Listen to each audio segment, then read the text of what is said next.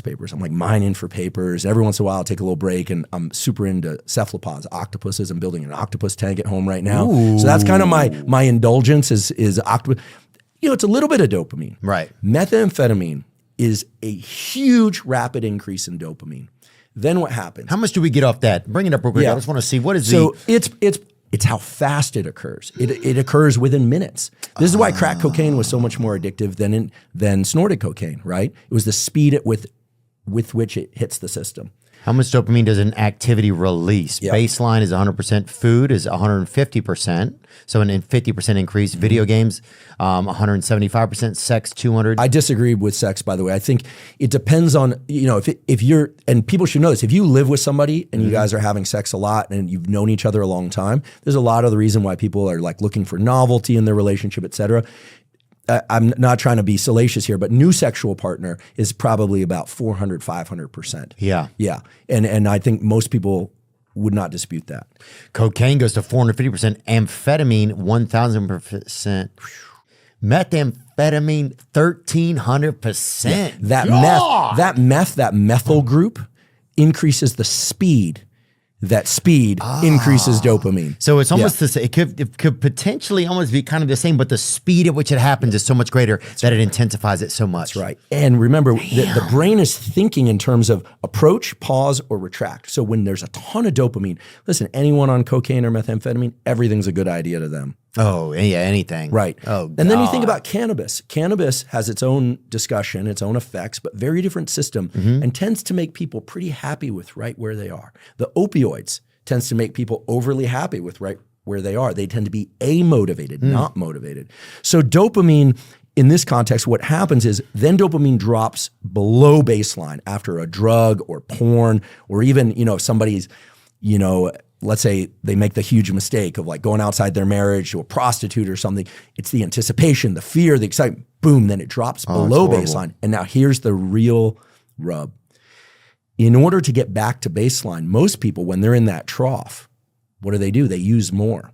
But each time they use, while they're in that trough, when dopamine is low, this is the key thing, when dopamine is low, no matter how much you do of that substance, no matter how much you engage in that behavior, that dopamine is going to have less and less of an effect, and it's not even going to get you above baseline. Wow. You have to wait. The period of abstinence is when these circuits return to normal.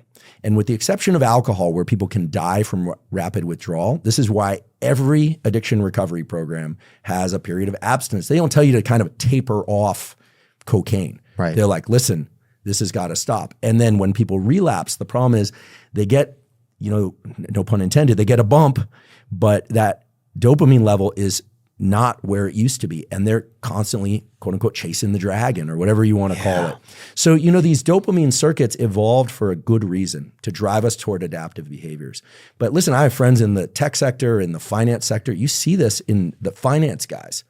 It's often finance guys. They're doing Adderall, they're day trading, they're night trading, their friends are making a ton of money. And we also have the social comparison thing. So I'm not going to say that social media hijacks all of this, but let's just say, and I love social media. I'm on Instagram and X. I teach there. I learn there. Love your content. Love Segura's content. Rogan. I'm learning there. Tim Dillon, right? Like I love it. Yeah. But there are elements of this where if you find yourself on social media, but you're kind of like, what am I doing here? Like this is like nothing's happening here. You are in a dopamine trough. You're in a trough. So you've already gotten your high. You've gotten it. And we hear dopamine hits. If it were really dopamine hits, you'd be going, whoa, yeah, amazing, cool. Right. No, that happens now and again. But what's happening is the threshold for what really draws you in is getting higher and higher. Which goes to show why when it comes sometimes to like sex addiction and pornography addiction, that people's, what the kink that they need or the thing they need to see gets more out there. Because they have to, just to even get back to the baseline, they have to, they've got to find more. They need a higher arc. Definitely. I had a couple questions. Sorry. No. And save where you're at. Can you distill dopamine? Like, is it manufacturable dopamine? There are things, yes. So there are things that are precursors to dopamine and things that stimulate the release of dopamine. So things that stimulate the release of dopamine, the amino acid L-tyrosine. Okay. It's found in hard cheeses like Parmesan cheese, believe it or not. Some people could think see they're that. a little bit addicted to cheese in some ways. Oh, they do? Some people think that. Yeah. It's L-tyrosine is a supplement as well. Ooh, L-tyrosine. He sounds like he's from Rome, huh? There's a very interesting hairy little bean. No joke. This is a hairy little bean called Mucuna Pruriens. He's going to say something Mucuna Pruriens.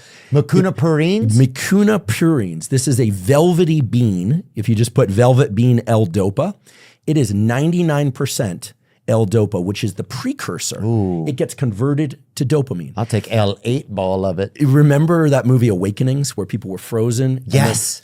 With Robert De Niro. That's right. And Robin Williams. Yes, Robin Williams. And they gave those patients, it was a true story. It's based on a story by the neurologist writer Oliver Sacks. And they gave those people L-dopa. That velvety little bean is L-dopa. So you say, can you manufacture it? You can take the thing that is the precursor. Now, if you do that, you'll feel dopaminergic, as neuroscientists say. You'll be like buzzed. You'll be energized. Like Shakira.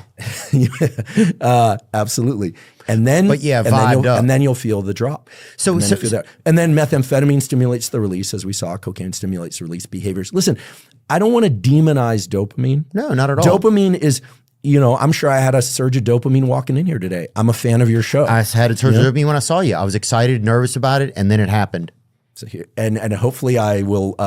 The reward prediction error won't be less than you anticipated. That's my goal. So it's already fascinating. So I think that can you manufacture it? Well, there are things that can stimulate its release. Now, what's really beautiful, is when I think usually it happens when you're a teen. For me, it was 19 when I discovered biology. Wasn't good at skateboarding, wasn't bad, but I liked running and working out, but I never thought about becoming a professional athlete.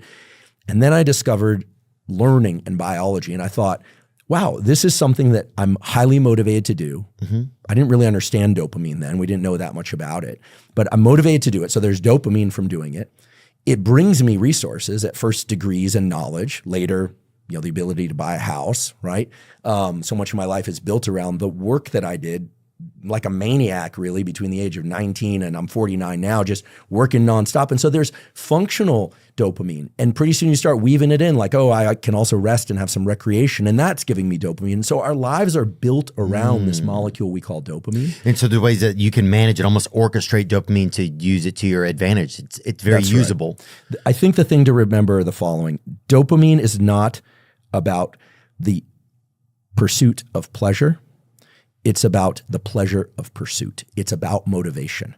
The other thing to remember about dopamine is it can, if it's increased very dramatically and very fast, it can drive addiction.